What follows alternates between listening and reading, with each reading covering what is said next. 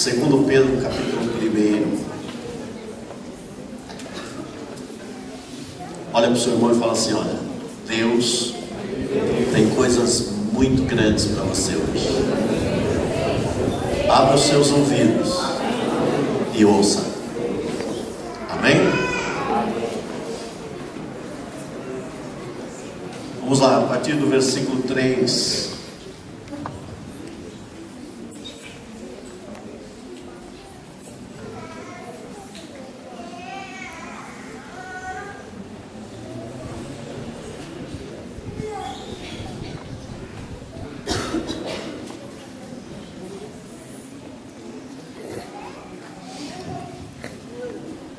Olha para o seu irmão e fala assim: ó, você é uma nação eleita. Deus te chamou para um sacerdócio. Amém? Vamos lá. Visto como o seu divino poder nos tem dado tudo o que diz respeito à vida e à piedade, pelo pleno conhecimento daquele que nos chamou por sua própria glória e virtude. Esse Deus maravilhoso, Ele olhou para nós, olhou para a nossa vida e viu que havia um potencial em você. Ele falou: isso aqui tem um potencial e eu vou chamá-lo para mim. Deus, Ele não chama ninguém, Ele não traz ninguém que não possa frutificar. Diga assim para o seu irmão: você é frutífero. Como, pastor? Eu não ganhei alma nenhuma ainda, eu sou novo do Evangelho. Mas você é frutífero. E por você ser frutífero, o Senhor fez o quê? Ele diz que Ele enxertou a cada um de nós no jambuzeiro. Ou seja, Ele pegou a nós que estávamos em lugares errados, errantes, fazendo coisas que não devia, e falou: olha, esse daqui é um potencial. Assim como Ele chamou Paulo, Ele disse: olha, você é um grande cara, que eu vejo que tem um potencial, e eu vou fazer você entender que eu tenho um propósito na tua vida. E Paulo então passou a ter um papel extremamente interessante diante do Evangelho de Jesus. E esse papel que Paulo exerceu foi um papel de profunda evangelização. Olha, você vai entender. Jesus, quando pegou Paulo, disse assim: você vai entender que você é uma pedra preciosa. E ele trabalhou Paulo em todas as situações. E aqui nós vemos Pedro falando a respeito da nossa eleição, né? Jesus, pelo seu divino poder, nos deu tudo que diz respeito à vida e à piedade, pelo conhecimento daquele que nos chamou para a sua glória e virtude.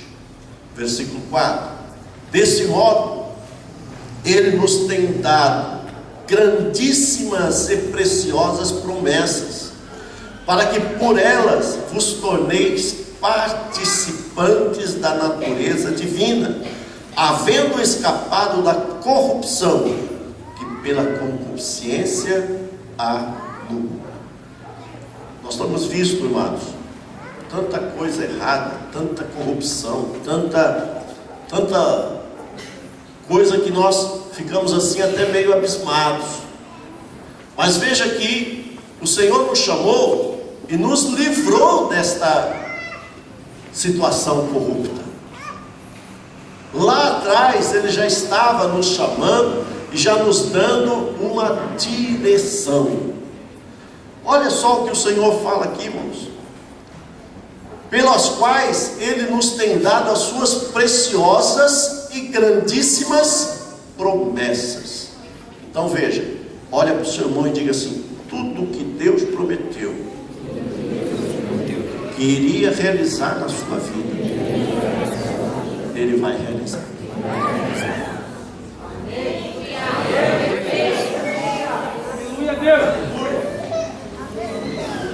Mas pastor, eu acho que Deus está demorando, porque Ele prometeu para mim que ia me dar uma casa, não me deu ainda.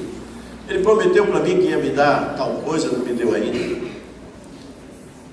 Fala assim para o seu irmão: Ele está caprichando.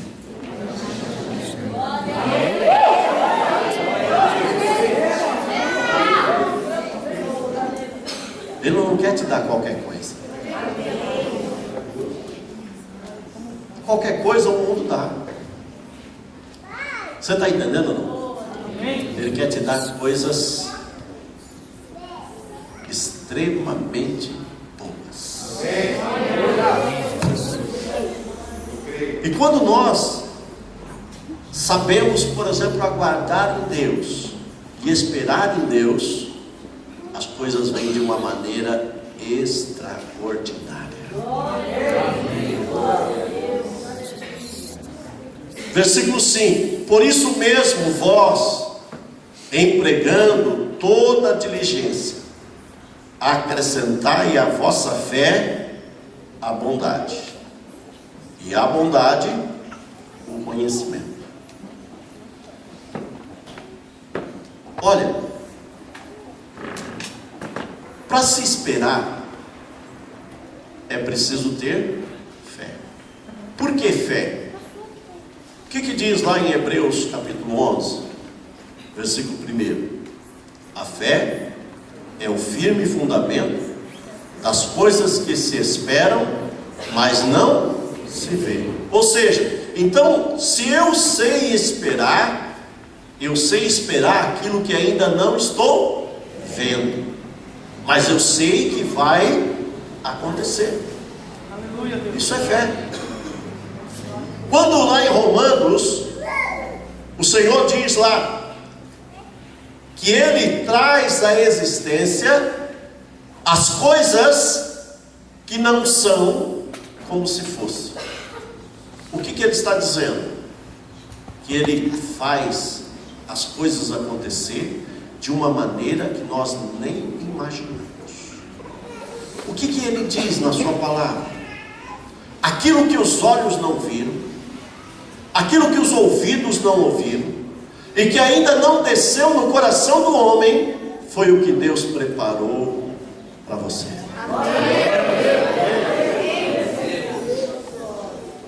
Você está entendendo? A Bíblia, ela nos traz mais de 3.000 promessas. Você está entendendo isso? Que a Bíblia traz mais de 3.000 promessas. E 3.000 promessas que são para você.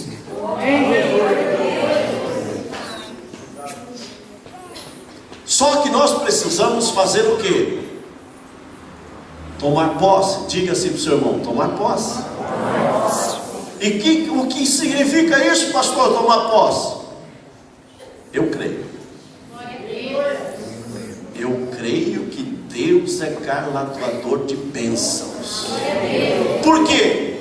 Porque Ele diz na sua palavra que Ele já nos abençoou com todas as bênçãos celestiais. Ele já nos deu. Mas pastor, por que eu não recebi ainda? Porque você precisa acrescentar fé. Você precisa entender que a fé é o firme fundamento das coisas que se esperam, mas não se vê. Eu não estou vendo, mas eu creio. O Senhor prometeu, Ele é fiel para cumprir. O que o Senhor prometeu para você? Olha para o seu irmão e fala assim: o que o Senhor prometeu para você? Você tem alguma promessa que Deus fez para você? Uma certa vez, eu encontrei uma pessoa, e essa pessoa disse assim: pastor, Deus vai fazer contigo uma coisa tremenda. Eu falei: o que é? Ela falou assim: o senhor vai viajar tanto, o senhor vai descer de um avião e subir no outro. De tanto compromisso que o senhor vai ter. E aí outro dia, nós estávamos no aeroporto, e eu falei para a pastora, falei: ó, Deus já está cumprindo. Nós estamos já descendo de um avião e subindo no outro. Nem que seja por conexão, mas já Deus já está fazendo. Nem que seja por conexão, mas já estamos descendo no avião e subindo no outro. Então Deus, amados, Ele é poderoso. Só que esta mensagem para mim, ela veio depois que o Senhor já tinha me dado um sonho. Então, crer nas promessas de Deus e acreditar nas promessas de Deus, eu vou dizer assim para vocês: quando Deus me deu esta visão, só existia o Rubinho. Só existia o Rubinho. E o Rubinho era de colo. Ó, dá uma olhadinha. Levanta aí, Rubinho. Rubinho é meu filho. Ele era de colo. Agora só imagina, né? Quantos anos faz? Não estou chamando ele de velho, não. Mas, sabe o que Deus me fez? Deus me deu um sonho. Eu estava sentado no sofá da minha casa, lendo a palavra, e Deus me fez entender. Apareceu assim uma menina de cabelo ruizinho e disse assim: pai, e conversou comigo. E eu falei assim: filha, tá assim.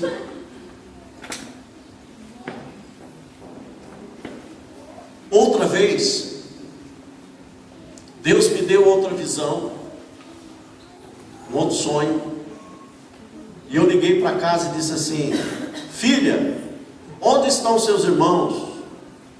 E ela disse assim: um está na casa, tá para tal lado, outro está para tal lado, mas não se preocupe não, pai, está tudo bem. Eu falei: filha, acontece o seguinte, eu estou saindo de tal país, e eu tinha que ir para aí, mas agora eu estou indo para outro país.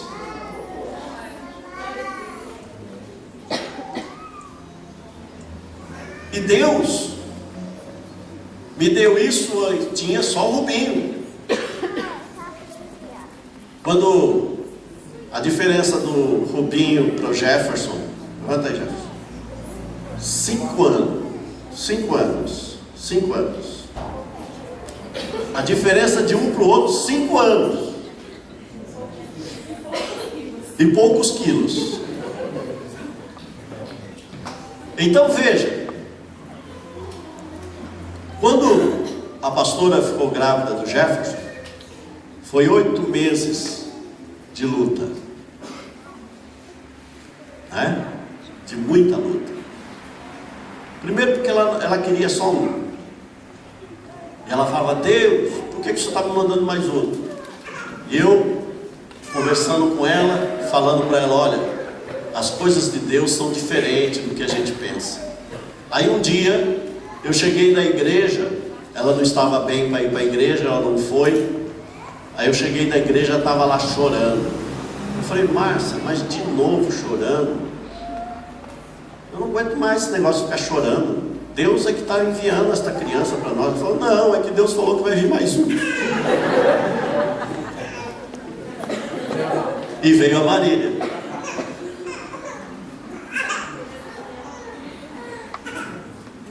Para quem não conhece a Marília, está aqui, ó, tudo gordinho. Eu não sei porquê. Eu acho que a comida é muito boa em casa.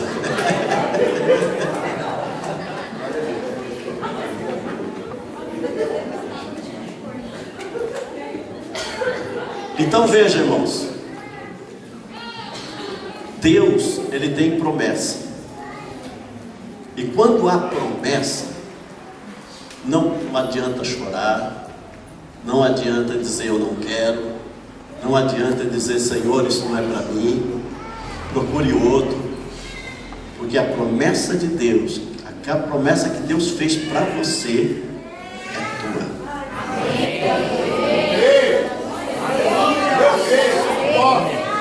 É tua. Às vezes nós estamos lendo a palavra ou ouvindo a palavra, e às vezes a gente fala assim: se o Antônio estivesse aqui, ele precisava ouvir essa palavra. Se a Maria estivesse aqui. Olha para o seu irmão e fala assim: você acha que Deus é burro? Porque se fosse para Maria estar aqui, ou se fosse para o Antônio estar aqui, ele estaria, porque Deus não é burro, Ele não vai mandar uma palavra para quem não está aqui. Você entendeu? Então bate no ombro do seu irmão, fala: essa palavra é para você. O que Deus prometeu para você, Ele vai cumprir.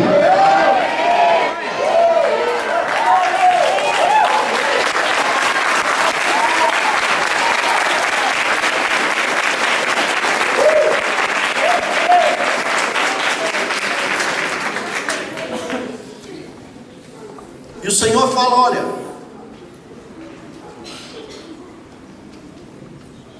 versículo 5: por isso mesmo, vós empregando toda diligência.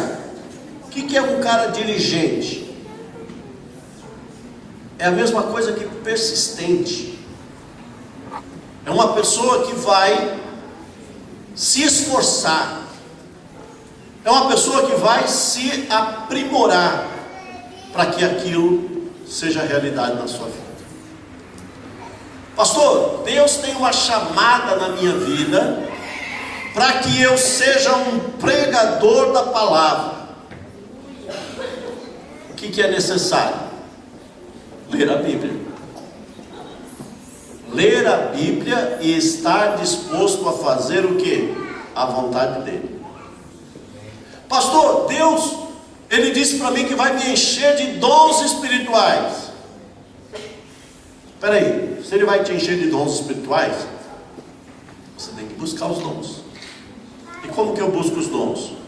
Orando, me entregando a Ele. A palavra de Deus diz, lá em 1 Coríntios capítulo 12, versículo 7, que todo dom o Senhor vai dar para o que for útil. Então Ele não vai te dar um dom espiritual se você não utilizá-lo. Pastor, olha, eu gostaria tanto de receber o dom de profecia. Mas você tem medo de falar com os outros? Para que Ele vai te dar o dom de profecia? Para Ele falar: filho, fala, profetiza. Eu não, Senhor. Manda outro. Para que Ele vai te dar isso? Você já pensou se Ezequiel, quando ele fala assim: profetiza sobre os ossos secos, eu poderia fazer esses ossos aqui virar gente? Senhor, o Senhor sabe. O Senhor sabe de tudo. Mas se você encontrasse no caminho um monte de ossos secos, ou então lá no cemitério, vai lá no cemitério da Vila Formosa, quando o cara estiver fazendo a exumação, né? Chega lá, tá só os cabelos lá, aquele crânio, porque cabelo não corrói com a terra. Tá lá aqueles cabelos, aquele crânio lá, aqueles ossos ainda com um pouquinho de carne ainda, que não comeu tudo. Aí você fala assim: ossos, se levantem. Em nome do Senhor Jesus. E aquilo lá.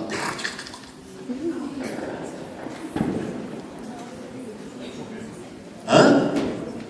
Você vai sair correndo? Então veja que eu estou dizendo para vocês o poder da profecia. Muitas vezes nós recebemos do Senhor uma profecia, recebemos uma promessa do Senhor, mas não tomamos posse dessa promessa. E como é que nós tomamos posse de uma promessa? Quando nós cremos nela e passamos a profetizar de acordo com aquela promessa. O Senhor disse que você vai ser bênção, então você começa a dizer: eu serei uma bênção.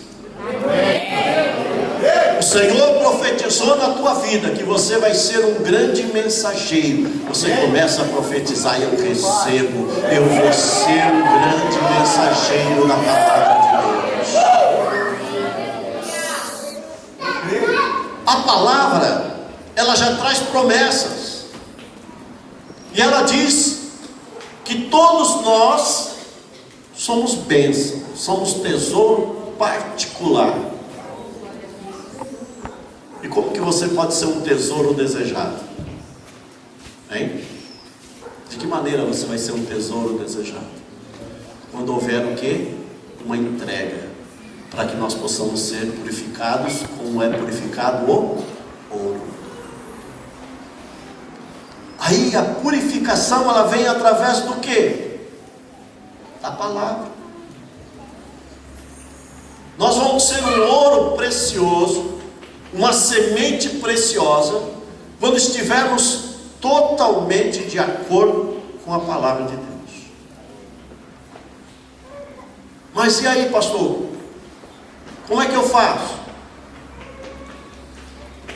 A palavra de Deus diz assim, que toda a escritura é divinamente inspirada e proveitosa para redarguir, corrigir, instruir o homem de Deus, até que um dia ele seja perfeito, e perfeito para toda boa obra. Você entendeu isso? Então, se nós nos colocarmos à disposição do Senhor e começarmos a fazer a obra do Senhor como Ele requer de nós, nós vamos ser bênção. Diga aí para o seu irmão: você vai ser bênção. Na mão do Senhor você vai ser bênção. Mas o que eu preciso mais, pastor? Além de ter a fé e a bondade acrescentada, eu preciso também acrescentar o conhecimento. O que é o conhecimento? Em algumas Bíblias está a ciência, mas o conhecimento, a palavra de Deus diz assim: o meu povo erra por falta de conhecimento. Então, muitos erros que nós temos e que nós cometemos porque não conhecemos a Bíblia do jeito que precisava conhecer. E aí nós fazemos coisas que não poderíamos fazer, ou que não deveríamos fazer, mas fazemos. Você quer ver uma coisa muito interessante? Quantos aqui, ó, não precisa ficar com vergonha e nem mentir para o Espírito Santo de Deus. Quantos aqui já falaram mal de alguém? Quantos aqui já falaram mal de alguém? Sabe por que você falou? Fala assim para o seu irmão: sabe por que você falou mal de alguém? Porque você não tem conhecimento da Bíblia. Porque o que a Bíblia fala? Antes de tirar o cisco do olho do teu irmão, tira primeiro a trave que está no teu olho. Não é isso que diz a palavra? A palavra de Deus diz assim: como o mesmo peso que medires, será medido. Vocês estão entendendo ou não?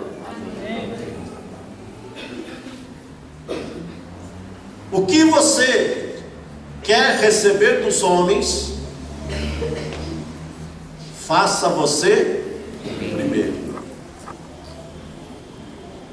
Então você está vendo que a Bíblia é recheada de palavras que, se nós entendêssemos e compreendêssemos a palavra de Deus, ninguém falaria mal de ninguém. Quer ver outra coisa? Quantos aqui já falaram mal do governo? Levanta a mão assim, ó. Fala assim, eu. O que a Bíblia fala? Orai pelos vossos governantes, para que tenhais dias quietos e sossegados. Então, ao invés de falar mal, orar. O que a Bíblia diz ainda? Nenhuma autoridade é constituída sem a permissão de Deus. Então, todas as autoridades que nós temos acima de nós é constituída por Deus. Mas, pastor, não é esse povo que foi lá e votou na urna e aí então manifestaram o desejo deles? Amém. Amém. Mas eu quero te falar uma coisa. Quantos aqui lembram que Tancredo Neves tinha ganhado a eleição para ser presidente da República? Todo mundo lembra que Tancredo Neves? Só que ele foi visitar o Papa, e na visita que ele teve ao Papa, o Papa disse para ele: olha, eu estou preocupado com o Brasil porque muitos católicos estão se voltando para a igreja evangélica. E ele disse: eu vou acabar com isso, não se preocupa, Papa. E ele assumiu. Por quê? Morreu. O Titanic, todo mundo sabe. Na hora que foram inaugurar o Titanic, disseram assim: este navio nem Deus afunda. Ah, é? Então um gelo vai afundar ele.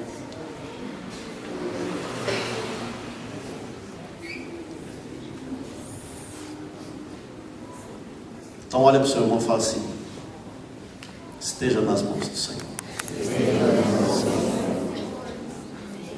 Não adianta, amados, nós queremos entender e compreender, porque se nós entendermos que Deus é que comanda todas as coisas, é Deus que faz todas as coisas. Você quer ver uma coisa, por exemplo? Quantos aqui já choraram porque foi fechada uma porta, ou seja de emprego, ou seja de qualquer coisa? Quantos aqui já choraram? Não deu certo isso. Quantos aqui já choraram? Só esses 2, 3, 4, 5, só? Sabe por que você chorou? Porque você não conhece a Bíblia. Porque a Bíblia diz o seguinte: se o inimigo vier por um caminho, Deus fará ele fugir por 7. E se uma porta foi fechada, é porque Deus tem ali uma porta melhor. Então, se eu creio nas promessas, irmãos, eu não vou chorar. Eu sou uma pessoa que sei o que Deus tem preparado para mim. Eu sou uma pessoa que eu sei o que Deus colocou para a minha vida. Então eu não preciso chorar. Olha só o que diz o próximo versículo, versículo 6. Acrescentando o conhecimento, eu ainda preciso acrescentar o quê? O domínio próprio. O que é domínio próprio, pastor? O que é domínio próprio? É você se dominar. Agora, quer ver uma pergunta difícil que eu vou fazer agora? Principalmente para as mulheres. Eu quero ver se as mulheres aqui têm domínio próprio. Na hora que você precisa calar, você consegue calar?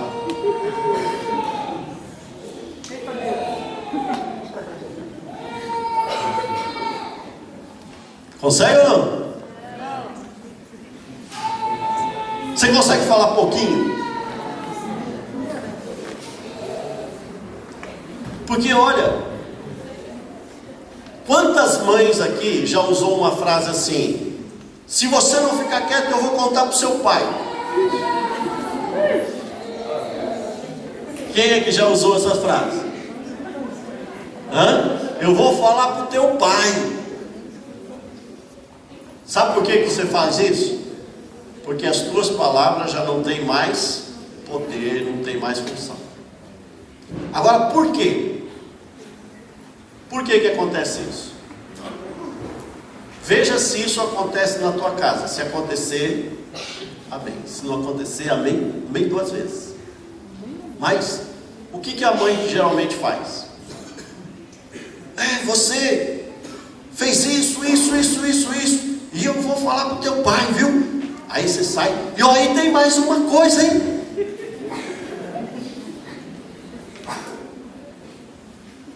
E fala.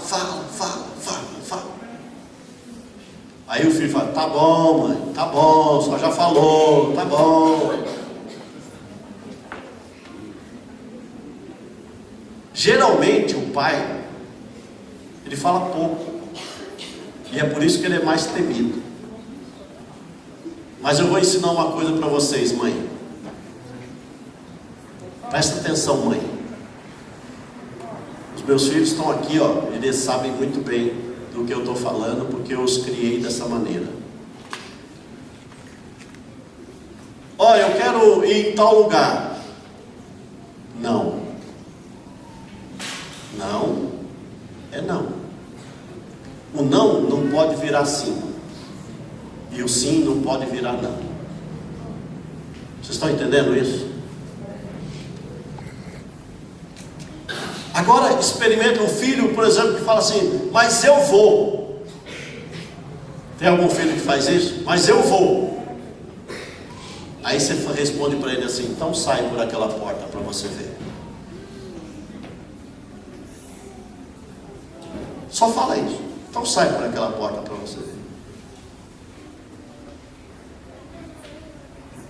A incógnita: o que eu vou ver? O que vai acontecer? Eu não sei. Por que a mãe não é respeitada? Se você sair por aquela porta, eu vou te bater, eu vou fazer, eu vou acontecer, eu vou não sei o que, eu vou no Procon, eu vou no IBAMA. Você fala tudo que você vai fazer. Ele fala: tudo bem. Você vai ficar de castigo, você vai ficar sem videogame, você vai ficar... Mas tudo bem. Para mim agora é melhor aquilo não. Você vai apanhar. Já apanhei tanto também. Agora fala assim para ele: sai. E vira as costas. Irmãs, eu estou com uma irmã aí do seu lado. Irmãs, fala pouco. Eita Deus!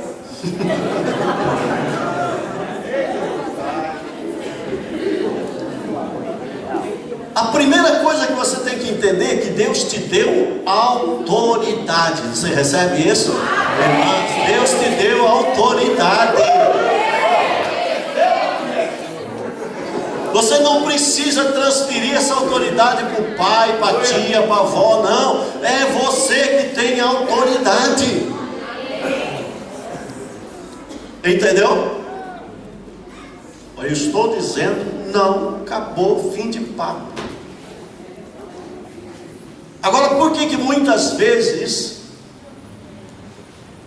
acontece a rebeldia? Por nossa culpa. Por quê? Mãe, posso ir em tal lugar? Não.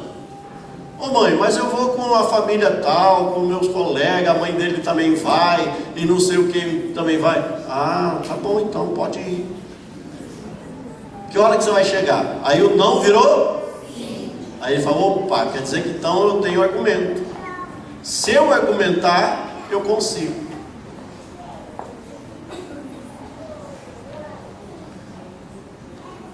criança, para quem não sabe, a criança, uma semana de vida, uma semana, ela já sabe chorar para chamar a mãe. Ela já sabe fazer chantagem com a mãe, para a mãe vir até o berço. Uma semana. Vocês estão entendendo, não? Então ela chora diferente. Aí a mãe fica lá, desesperada. Será que é dor de ouvido? Será que é dor de barriga? Será o que ela está sentindo? Aí não sei o que. E a criança fala assim, eu quero é só colo.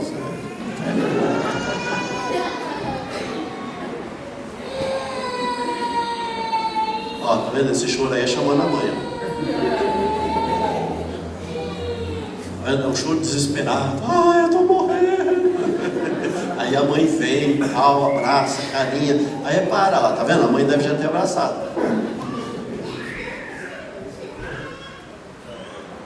Então são situações, amados, que nós precisamos ter o quê? O conhecimento. E ter o domínio próprio. Dominar. Eu me domino. Os homens. Agora mexer com os homens. No trânsito, você se domina. Quando uma pessoa te fecha no trânsito, faz um monte de barbeiragem na sua frente, o que você faz? Você põe a cabeça para o lado de fora e fala, Deus te abençoe, meu filho. Hein? É assim que acontece? Amém? Então nós precisamos, amados, a começar a ter o quê? Domínio próprio. Dominar os nossos pensamentos, os nossos sentimentos. Nós temos, por exemplo, o quê? Um controle. Amém? Um controle, um autocontrole de todas as nossas situações e atitudes. Além do domínio próprio, nós temos que ter o quê? Perseverando. Amém? E acima da perseverança, piedade. O que é uma pessoa piedosa?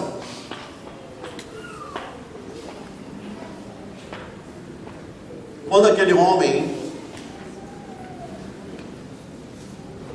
orava, clamava, ele dizia, filho de Davi, tem o quê? Misericórdia. É a mesma coisa. Senhor, tem piedade de mim, tem misericórdia de mim. Ou seja, misericórdia, o Senhor diz, misericórdia quero, e não sacrifício. Quando nós entendemos essa misericórdia, a misericórdia é nós nos colocarmos na situação do outro. Por exemplo, agora está começando o frio, não está? Hein? Tá ou não está? Muito bem. Você passa lá na rua, tem aquelas pessoas que estão dormindo ao relento, né? Qual é a frase mais comum que existe? Ai, que dó. Que dó. Dó não significa você estar tendo misericórdia. Por quê? Eu posso estar com dó, mas virar as costas e ir embora.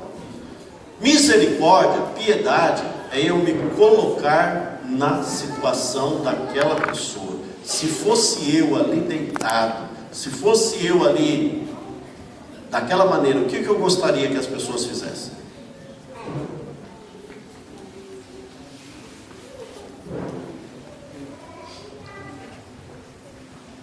Todo aquele que já sentiu fome tem misericórdia de quem já sentiu fome. Todo aquele que já dormiu na rua tem misericórdia daquele que já dormiu na rua. Então muitas vezes tem pessoas que precisam passar por determinadas situações para aprender a ter misericórdia. Outros não precisam passar por situações para ter misericórdia, eles já têm isso gratuitamente. E nós precisamos acrescentar isso na nossa vida. Amém? Então, Pedro, ele nos instrui aqui para nós acrescentarmos tudo isso na nossa vida. Além da piedade, versículo 7, nós temos que acrescentar o quê? Fraternidade. Fraterno. Irmãos, a fraternidade é a mesma coisa que eu disser para vocês, que é o amor sem interesse. Isso é fraterno. Amém? Amor sem interesse. Eu vou amar uma pessoa gratuitamente, sem exigir dela nada em troca. Como que é isso, pastor? Não exigir nada em troca. Eu faço, mas não fico esperando nem o agradecimento. E não fico na expectativa de ter esse agradecimento. Porque tem muitas pessoas que fazem as coisas e depois falam assim: pô, o cara nem me agradeceu. Ele nem falou obrigado. É assim ou não é? Eu ajudei ele tanto, eu ajudei ela tanto, nem obrigado, me virou as costas, ainda pegou, ainda falou mal de mim ainda. Não é assim que a gente age? E o Senhor está dizendo: olha, seja fraternal, ou seja, tenha um amor pelas pessoas, sem querer nada em troca, nem um obrigado. Mas por quê, pastor? Porque a própria palavra nos ensina que Jesus é dizendo assim: que valor tem você convidar um amigo para vir almoçar na tua casa e depois esse amigo pega e te convida também para você almoçar? Que valor tem isso? Um está retribuindo o outro. Agora convida um que não pode te retribuir. Isso é importante. Você está entendendo? Então, mas nós temos aqui uma comunhão, uma fraternização, uma confraternização. Amém. Não é pecado isso, não é proibido isso. Mas Jesus nos alerta que nós devemos fazer isso para quem não tem condição de nos retribuir. Aí sim está o verdadeiro amor. Lembra da festa das bodas? Ele manda convidar as pessoas e as pessoas começam a dizer que não pode. Comprei uma junta de boi, comprei um campo novo, comprei isso, fez aquilo. Ele fala: então sai pelas ruas e baladas agora e busca cegos, mancos, aleijados, busca todo aquele que não pode retribuir, não pode dar nada, não pode fazer nada, nem presente esse daí vão trazer, mas a casa da noiva, a casa da alegria estará cheia. Amém? Então veja que Jesus, ele nos mostra através das parábolas o que ele quer de cada um de nós, o que ele requer de cada um de nós. Se olha, tive fome e não me deste o que comer, tive sede e não me deste o que beber, estive preso e não foste me visitar. Quando é, Senhor, que nós fizemos isso contigo? Quando não fizeram para nenhum dos meus pequeninos.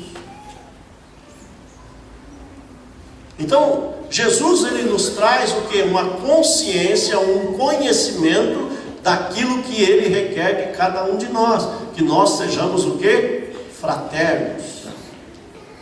Amém, amados? Então, muitas vezes as pessoas falam assim: eu estou fazendo aí uma campanha do agasalho. Amém. No meio dessa campanha do agasalho, tem pessoas que não têm fraternidade por ninguém. Mas pega aquela blusa, aquele cobertor, e leva direto lá para o cara lá que está precisando. Entrega para ele lá na rua. Vai direto. Você sabe que não vai ter desvio. Você sabia que tem desvio? Hein, irmãos? Sabiam? Tem desvio. Só para vocês entenderem, existe um projeto dos Estados Unidos que você consegue, por uma associação, trazer um container de roupas de frio dos Estados Unidos para cá para o Brasil. E eu conheço muitos que conseguem trazer essas roupas. Aí chega aqui, essas roupas deveriam ser para distribuir para as pessoas na rua. Sabe o que muitas delas fazem? Bazar.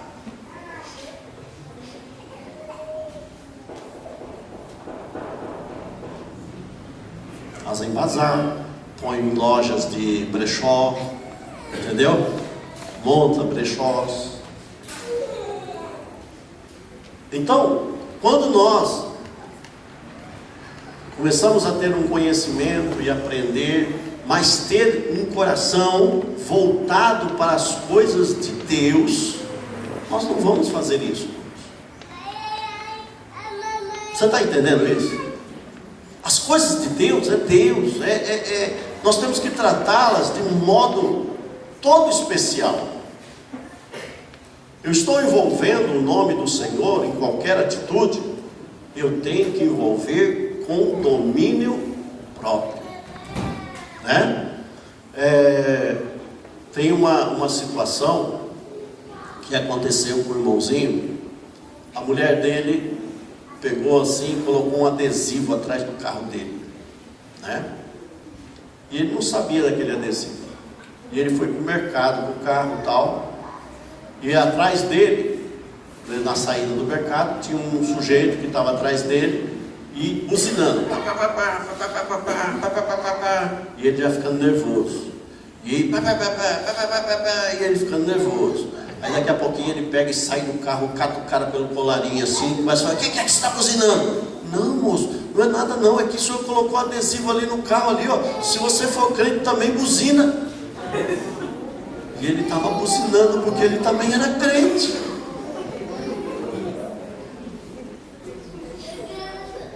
E aí? Cadê o domínio próprio? Se você é crente, buzina. E o irmão, e ele foi lá e catou o irmão pelo colarinho. Meu, você não está vendo que o trânsito aqui está ruim, meu? Você fica aí buzinando, não dá para ele passar não. Ele falou: não, eu estou só buzinando porque você colocou adesivo ali, ó. Se você também for crente, buzina.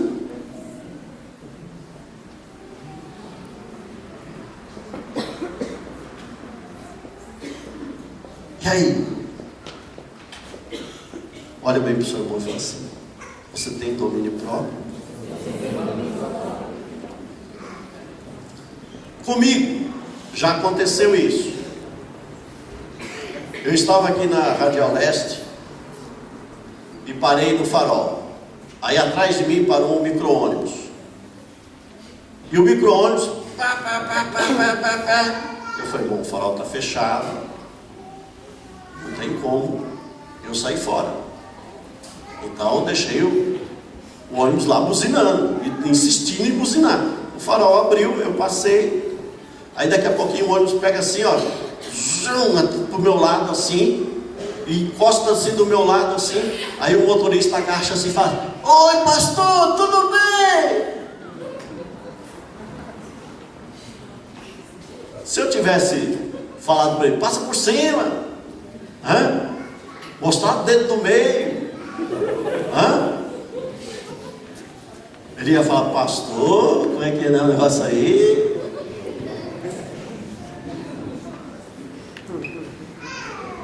E aí? Você tem domínio próprio? Hein, amado? Então, nós precisamos acrescentar em nossas vidas tudo isso aqui que Pedro está falando. No versículo 7 ainda, diz que nós temos que acrescentar a piedade, a fraternidade, e a fraternidade o amor. Pois, se em vós houver estas coisas, em o quê? Vamos lá? Pois se em vós houver estas coisas, em... Vamos, estão aí? Como é que está aí?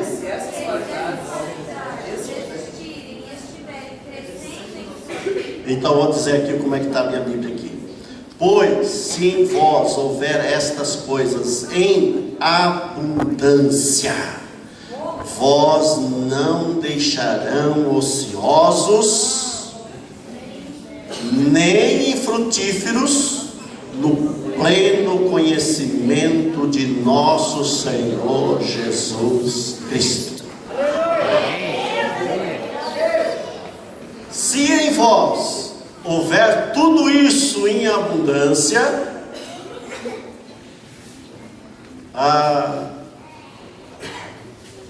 o Senhor vai fazer vocês conhecerem Jesus de uma maneira extraordinária. Amém? E estas coisas não vos deixarão ociosos nem... Irmãos, sabe o que é uma pessoa ociosa?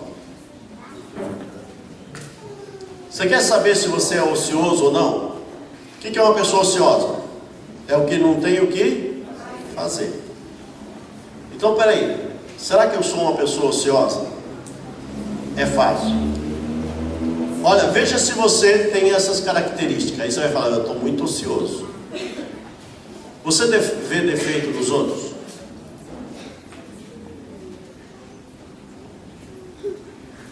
Você tem tempo de falar mal das pessoas?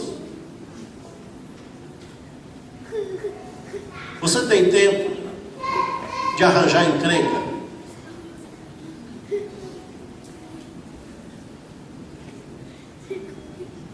Se você tem tempo para essas, pelo menos para essas três coisas, você está muito ocioso.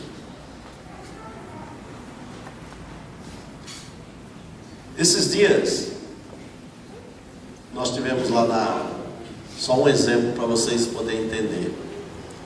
Nós tivemos uma senhora que ela foi lá na escola e ela pegou e já chegou lá denunciando a escola porque a escola estava deixando água vazar pelo cano. Aí ela chegou lá, aí eu que fui atendê-la. E ela já chegou com o pessoal da Sabesp, já com um monte de prancheta na mão, para ver se tinha, o que tinha na escola de tão errado, né? Aí eu falei, olha, o problema da escola é que a escola tem minas de água. E essas minas d'água são constantes. Então a escola foi construída em cima de mina. Então não tem jeito de você brecar uma mina d'água. E aí então eu fui mostrar a escola para o pessoal lá da Sabesp, que estava lá na investigação, e mostrar para ela também. Aí eu peguei e falei assim para ela, queria lhe fazer um convite. Ela falou assim, que convite? Eu falei, gostaria que a senhora participasse da APM aqui com a gente, porque nós estamos precisando de pessoas que tenham tempo para ver essas coisas. Ela ficou brava.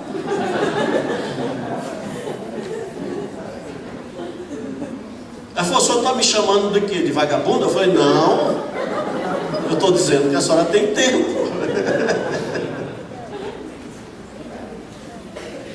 Então, amados, tem pessoas que têm tempo. Ela consegue cuidar do quintal dela e do vizinho. Vocês estão entendendo isso que eu estou falando ou não? Você é ocioso? Pergunta para o seu irmão, você é ocioso? Hein? Então todo aquele que tem tempo de cuidar da vida dos outros é ocioso. E aí o Senhor diz que se você for uma pessoa que tenha todas essas qualidades, o que você vai ser? Você não vai ser ocioso. Você vai ser o quê? Frutífero. Ao invés de você ficar cuidando da vida dos outros, você vai estar cuidando da restauração da vida daquele que precisa. Amém. Mas daquele que precisa. Amém. Você está entendendo o que eu estou falando, não? Às vezes tem pessoas, amados, que é como a palavra de Deus diz: tira primeiro a trave que está no teu olho, para depois tirar o cisco do olho do teu irmão. Olha, eu queria consertar a casa, vou pegar aqui o André, eu quero consertar a casa do André, mas e a minha, como é que está? Eu quero consertar o irmãozinho ali, mas e eu?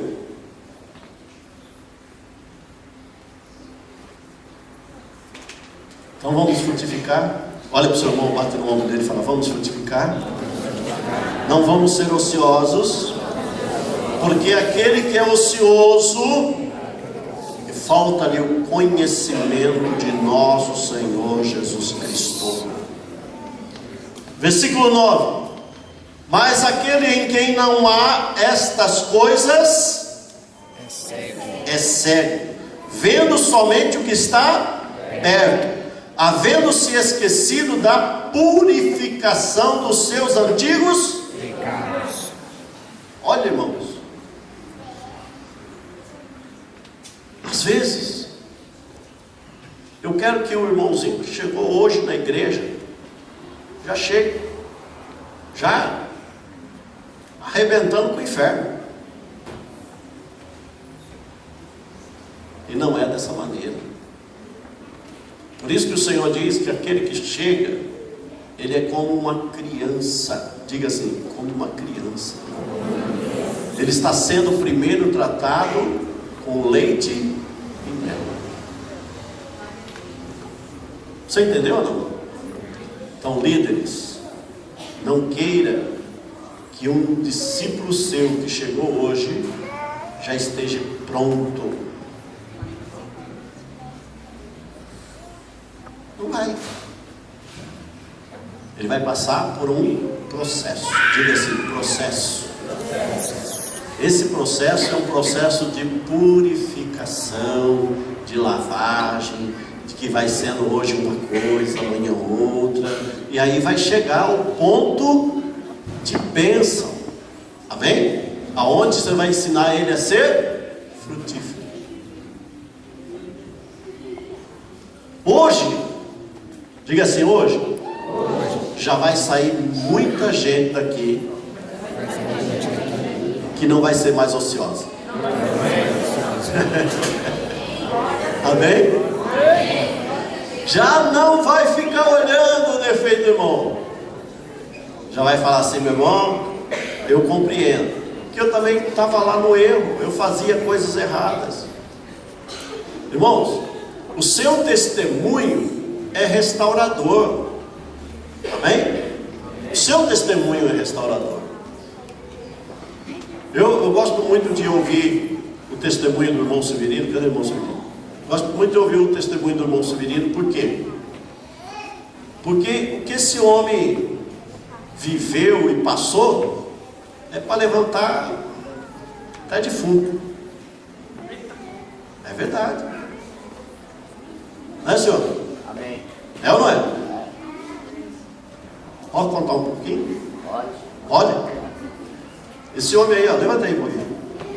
Ó, esse homem, quando chegou aqui na igreja, quanto tempo faz? 7 anos. Quando ele chegou aqui na igreja, ele dormia na rua, não é isso? Dormia nas calçadas. Era uma pessoa que vivia nas drogas. O apelido dele lá nas drogas era Pininho, porque ele não saía dos pininhos de cocaína, né?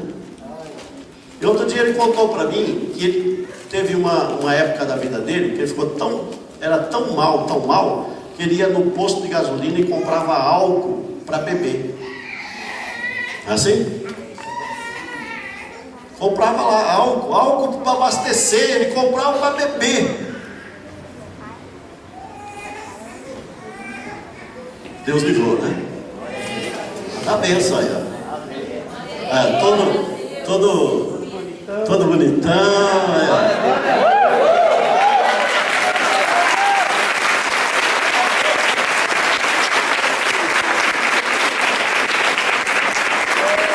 Chegou outra pessoa Eu gosto de contar o testemunho dela.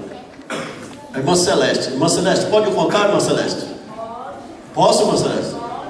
Então, levanta aí, irmã Celeste, para o pessoal te conhecer. Quanto tempo faz que você está na igreja? 20 anos. Eita, nós. Aí os irmãos falam assim: como que essa irmã chegou aqui na igreja? Essa irmã chegou aqui na igreja e bebia 2 litros de cachaça por dia. É assim, mano? É? E aí? Hã? Fumava, prostituía. Deus é restaurador.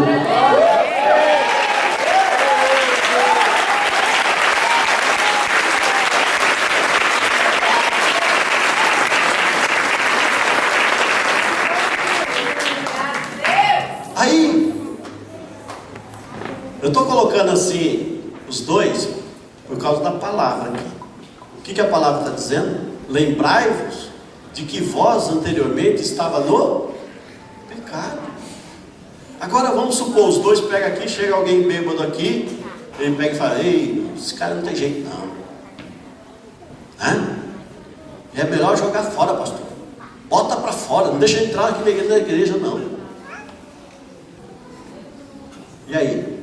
Como Deus vai restaurar se eu não compreendo a situação da igreja? Não compreendo o que Deus pode fazer? Você está entendendo ou não? E o Senhor veio pelo mais vil pecador. E Paulo disse assim: eu sou o principal. Então as coisas de Deus são muito diferentes daquilo que nós enxergamos. Veja o que a palavra está dizendo aqui: mas aquele em quem não há estas coisas é cego, vendo somente o que está perto, havendo-se esquecido da purificação dos seus antigos pecados. Versículo 10: portanto, irmãos, procurai fazer cada vez mais firme a vossa vocação e eleição, pois fazendo isto, jamais, nunca, jamais tropeçareis. Entenderam? Amém. Eu quero orar por você. Eu quero orar por você que ainda não chegou a esse conhecimento de Deus. Porque Deus, Ele quer restaurar todos. Deus quer restaurar a vida de todos. E você, às vezes ainda não compreendeu isso. Mas eu tenho certeza que hoje, essa noite, você vai clamar ao Senhor e dizer: Senhor, eu quero ter entendimento, conhecimento, compreensão daquilo que Tu tens para mim. Eu quero orar especialmente por aqueles que sabem que tem um chamado, mas esse chamado está parado. Você entendeu? Eu quero orar por aqueles que têm um chamado, mas esse chamado está parado, está estacionado, por algum motivo está estacionado. Que nesta noite você possa ser desatado no seu chamado, que você possa atingir aquilo que Deus quer que você atinja, que você possa chegar aonde Deus quer que você chegue.